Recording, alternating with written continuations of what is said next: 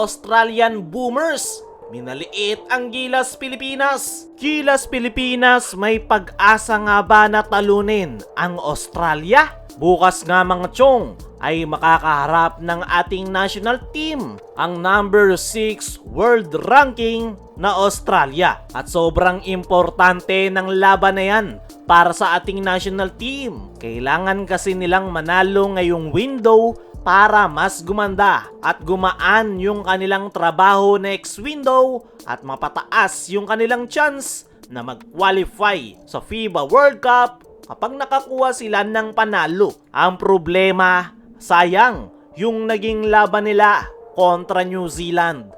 Malaki sana yung pagkakataon ng Gilas na makakuha na ng panalo, kaso nga lang kinapos sila sa dulo. Maraming fans tuloy ang nanghihinayang dahil sa New Zealand talaga may chance ang Gilas na manalo. Ngayon, mas mahirap na yung kanilang kakaharapin dahil Australia na yung kanilang kakaharapin. At alam naman nating lahat kung gaano kalakas ang Australia. Simula nang isama sila sa Asia ay hindi pa sila natatalo. Dahil kompleto yung kanilang lineup. Malalaki, mabibilis, physical at napakalalim ng lineup. Kahit from the bench at kahit Team B pa ng Australia yung pinapadala ay napakahirap talunin. Kaya ang tanong, may chance ba ang Gilas na manalo kontra Australia bukas? Tatapatin ko na kayo mga chong.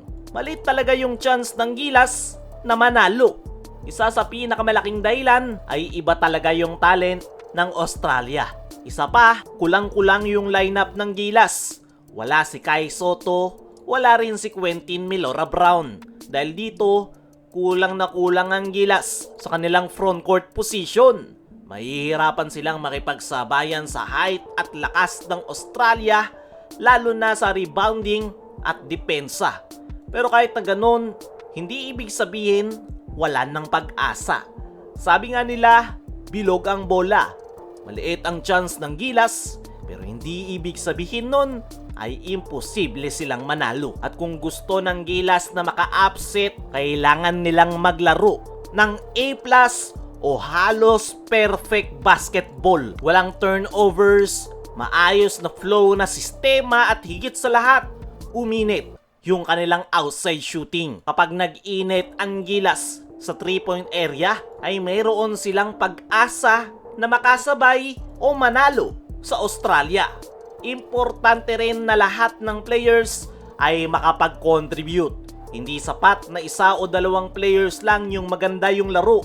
Kailangan halos lahat ng papasok sa court ay makakapag-contribute sa opensa at depensa. Isa pa sa kailangan ng Gilas ay makagawa ng himala. Hindi pa nga natatalo ang Australia simula nang isama sila sa Asia, at para maka-upset ang Gilas, kailangan nila ng perfect basketball at isang himala. Pero isa lang ang sigurado dito mga chong, hindi basta-basta susuko ang Gilas Pilipinas. Napakaraming ang fans ang nag-aabang sa kanilang magiging performance, lalong-lalo na sa loob ng game venue. At ang isa nga sa pinaka-inaabangan ko na magi-step up kontra Australia ay ang ating naturalized player na si Justin Brownlee. Hindi nga siya naramdaman ng Gilas kontra New Zealand dahil yung role na binigay sa kanya doon ni Coach Tim ay maging decoy lang. Ngayon na makakalaban nila ang Australia ay paniguradong makikita natin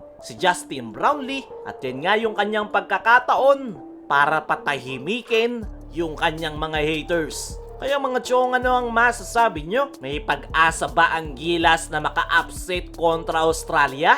I-comment mo lang dyan sa ibaba. Samantala, Australian Boomers, minaliit ang Gilas Pilipinas. Kilala nga ang Australia bilang bully pagdating sa basketball. Ilang beses na nila ang pinatunayan sa lahat ng kanilang makakaharap. Unang nakalaban ng Australia ang Guam nitong mga nakalipas na araw, kung saan grabe yung tambak na kanilang ginawa. At ngayon ang Gilas Pilipinas naman, yung kanilang makakalaban ay kumpiyansa nga ang Australia Boomers na madali lang nilang matatalo ang ating national team, kung saan fineflex nila yung kanilang outside shooting at hindi nga daw nila kinakailangan na pumwersa ng todo para manalo kontra Gilas. Para sa akin mga chong, malakas naman talaga ang Australia. Pero gaya nga ng kasabihan, bilog ang bola at hindi zero yung chance na matatalo sila ng Gilas. Napakataas nga ng kumpiyansa ng Australia at tingnan na lang natin kung pahihirapan nga ba sila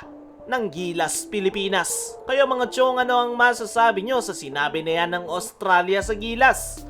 Ano rin yung masasabi nyo? May pag-asa ba ang Gilas na manalo kontra Australia? I-comment mo lang dyan sa ibaba.